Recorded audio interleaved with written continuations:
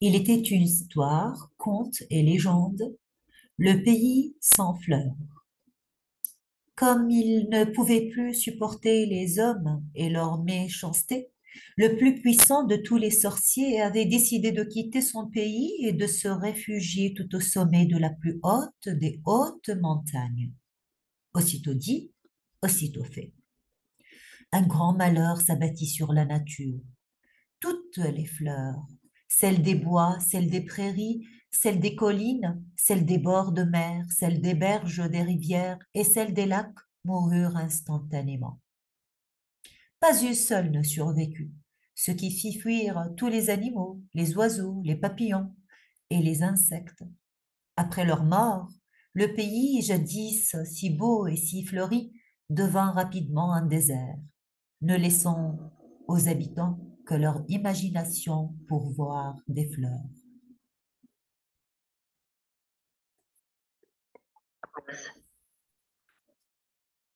Mais les enfants, qui n'avaient jamais connu ces merveilles, ne voulaient pas croire les anciens.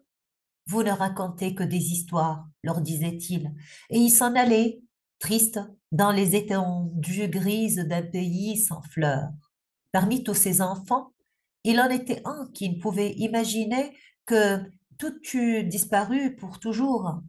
Lorsque sa mère, lassée de raconter l'ancien temps, se taisait, il réclamait encore et encore d'autres histoires, car il aimait entendre parler de la beauté des fleurs.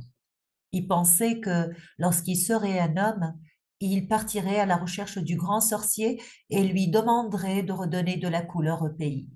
Les années passèrent. Un jour, il fut grand. Son amour des fleurs avait grandi avec lui. Il s'en alla donc trouver sa mère et lui dit, Mère, je vais m'en aller à la recherche du grand sorcier et lui demander de nous rendre les fleurs. Sa mère le regarda avec des yeux remplis d'effroi. Mais fils, s'écria-t-elle, tout ce que je t'ai raconté n'était que des histoires. Il ne faut jamais croire aux histoires. Je te disais ce que ma mère me racontait parce qu'elle l'avait entendu de sa mère, mais qui le tenait de sa mère. Malheur à toi, les fleurs n'ont probablement jamais existé. Tu aurais beau marcher 1000 ans, jamais tu ne trouverais le sorcier qui vit tout en haut de la plus haute montagne. Mais le fils ne l'écouta même pas. Il prit son baluchon et s'en alla.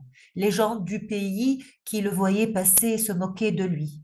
Ce garçon est fou, disait-il. Il n'y a que les fous qui croient aux histoires. Le jeune homme se dirigea vers le nord. Il marcha longtemps, longtemps, longtemps, et arriva au pays, au pied d'une montagne si haute que son sommet était invisible. Il tourna autour de la montagne, mais ne vit aucun sentier, seulement de la roche et des cailloux. Il tourna encore et encore. Là de tourner, il se dit, il faudra bien que je découvre un chemin. Le sorcier a dû en prendre un pour atteindre le sommet. Il inspecta avec attention les rochers et finit par découvrir une petite marche. En regardant de plus près, il aperçut une autre petite marche et puis encore une autre. Lorsqu'il leva les yeux vers le sommet de la montagne, il aperçut un escalier et il se mit à grimper sans jamais regarder en bas pour ne pas avoir le vertige. À la fin du premier jour, il s'arrêta sur une terrasse. Le sommet de la montagne n'était pas visible. Il en fut de même le deuxième, puis le troisième, puis le quatrième, puis le cinquième, puis le sixième jour. Il commençait à se décourager quand, au soir du septième jour, il aperçut enfin le sommet. À force de courage et malgré la fatigue accumulée depuis 7 jours, il parvint à l'atteindre, juste au moment où le soleil avait complètement disparu et où la nuit recouvrait entièrement le monstre de pierre.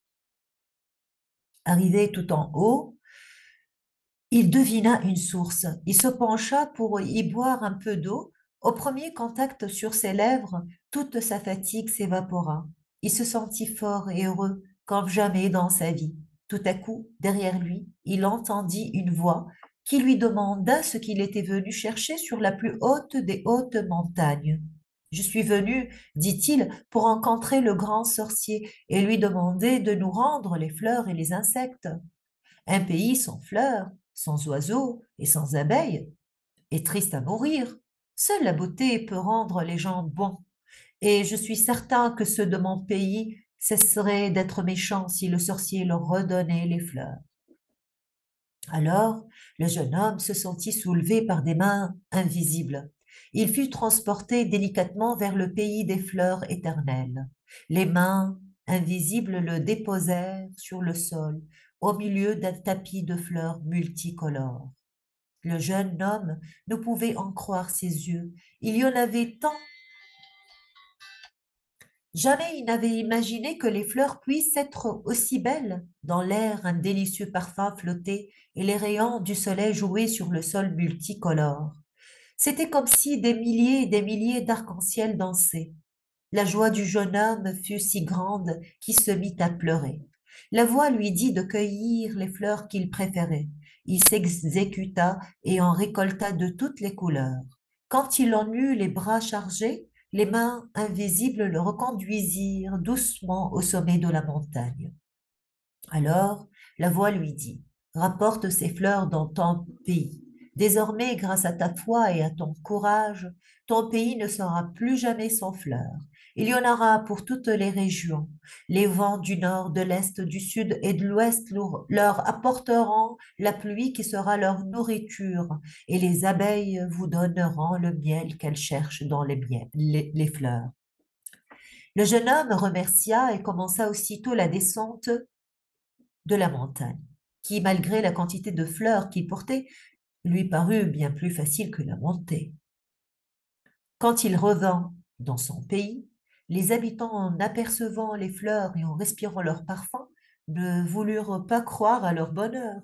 Puis, lorsqu'ils surent qu'ils ne rêvaient pas, ils dirent: «Ah, nous savions bien que les fleurs existaient et que ce n'étaient pas des histoires inventées par nos ancêtres.» Leur pays redevint un grand jardin. Sur les collines, dans les vallées, près des rivières, des lacs et de la montagne, dans les bois, dans les champs et dans toutes les prairies, les fleurs crurent et se multiplièrent. Tantôt c'était le vent du nord qui amenait la pluie, tantôt le vent du sud, de l'est ou de l'ouest. Les oiseaux revinrent, ainsi que les papillons et tous les insectes, surtout les abeilles. Désormais, les gens purent manger du miel et la joie revint sur la terre. Quand les hommes virent leur pays transformé grâce au jeune homme qui avait osé ce que personne n'avait cru possible, ils lui demandèrent d'être le roi. Il accepta et devint un roi bon, courageux et intelligent. Rappelons-nous, disait-il, que c'est la méchanceté des hommes qui a entraîné la disparition des fleurs de notre pays. Et comme personne ne voulait recommencer à habiter un désert et être privé de miel, chacun s'efforça désormais d'être aussi bon que possible pour ne plus jamais fâcher le grand sorcier.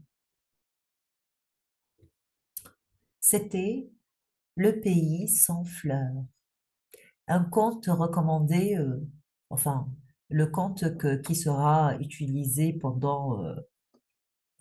pour extraire un texte de dictée pour le concours de dictée organisé annuellement par la TPF en coordination avec le ministère de l'Éducation nationale. Et en fait, voilà, il y aura deux textes tirés de ce conte et deux ou trois tours, j'en sais plus.